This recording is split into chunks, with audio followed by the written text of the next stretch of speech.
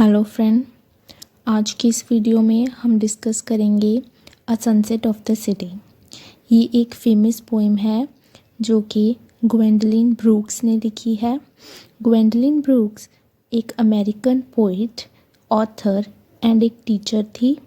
उनका बर्थ हुआ था 7 जून 1917 में इन यूनाइटेड स्टेट्स एंड उनकी डेथ हुई थी 3 दिसंबर 2000 में एट हर शिकागो होम। ये पोएम पब्लिश हुई थी 1963 में। इस वीडियो में हम पोएम की ब्रीफ समरी को समझेंगे। चलिए पोएम स्टार्ट करते हैं।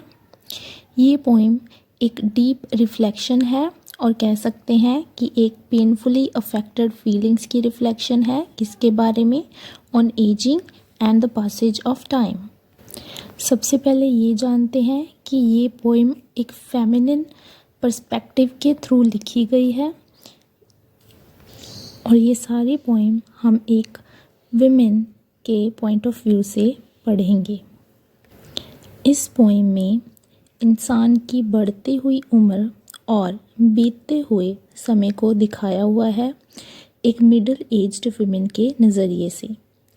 इस पोएम में एक मिडिल एज्ड विमेन है जो हमें aging and the passage of time के बारे में बताती है अपने नज़रिए से, और वो इस वर्ल्ड में अपनी प्लेस के बारे में सोचती है। वो सोचती है कि इस वर्ल्ड में उसकी क्या हस्ती है, उसकी क्या प्लेस है। Like the title of the poem, speaker अपनी एज को कंपेयर करती है। किसके साथ कंपेयर करती है? सन के साथ। और जैसे कि पोएम का टाइटल है अ सनसेट ऑफ द सिटी, तो वो सिटी को अपने आप से कंपेयर करती है। बेसिकली वो सनसेट को अपनी एज की डिक्लाइनिंग ईयर्स के साथ कंपेयर करती है।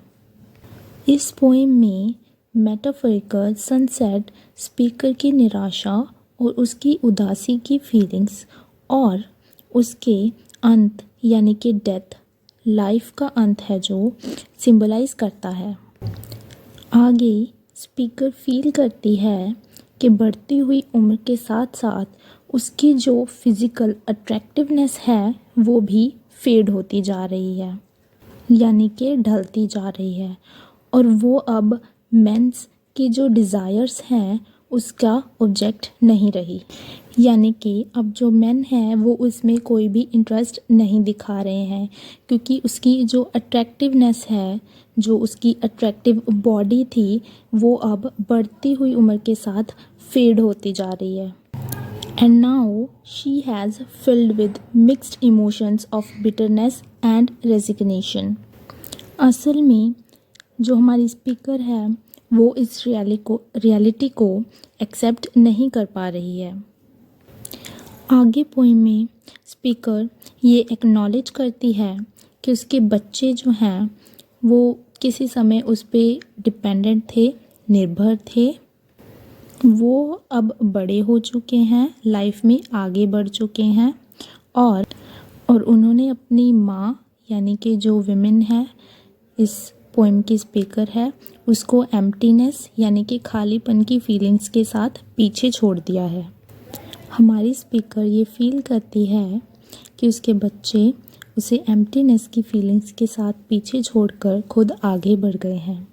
हालांकि रियलिटी में ऐसा नहीं है।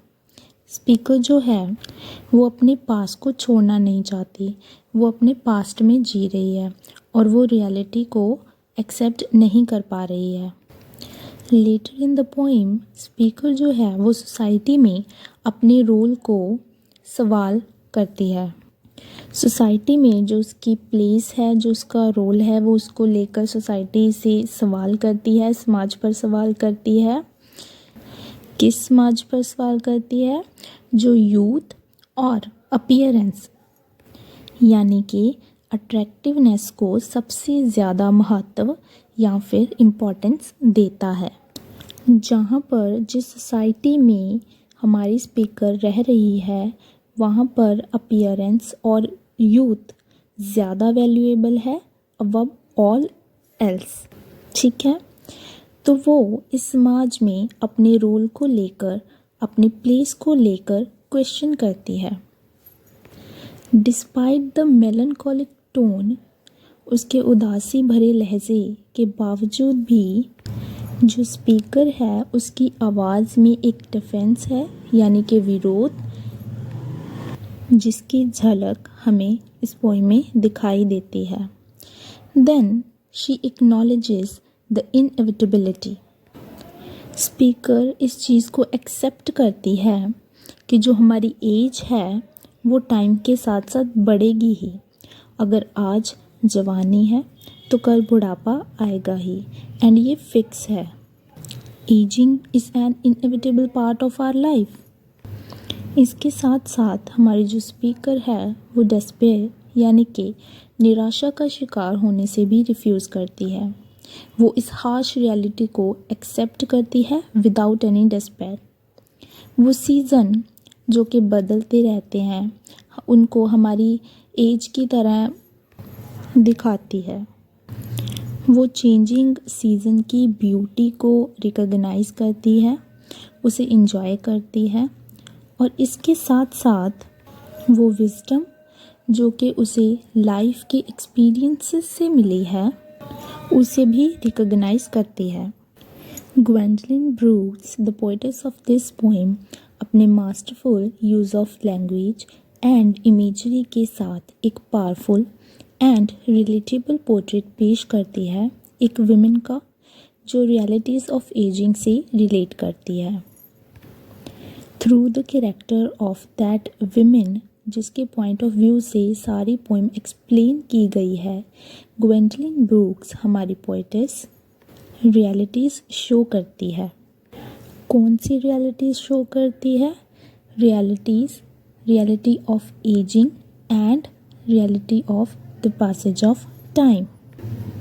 ये poem a sunset of the city एक रिमाइंडर है जो कि यूनिवर्सल ह्यूमन एक्सपीरियंस है जो एवरी ह्यूमन बीइंग फेस करता है। कौन से experiences? Experience of loss and change. As a human हमारी लाइफ चेंज के बिना इम्पॉसिबल है। सो चेंज एंड लॉस यानी कि हम कह सकते हैं कि with the passage of time, loss of childhood and youth etcetera, ये जो रियलिटी हैं इनके बिना हमारी लाइफ जो है वो इम्पॉसिबल है। सो एट द एंड जो टाइटल है अ सनसेट ऑफ द सिटी, वो रिप्रेजेंट करता है स्पीकर के एंड ऑफ यूथ को and her end of beauty and social relevance. So basically इस पोएम में बताया गया है कि कैसे टाइम एंड एजिंग अफेक्ट करता है एक वुमेन की लाइफ को। I hope this explanation will help you. See you soon in the next video.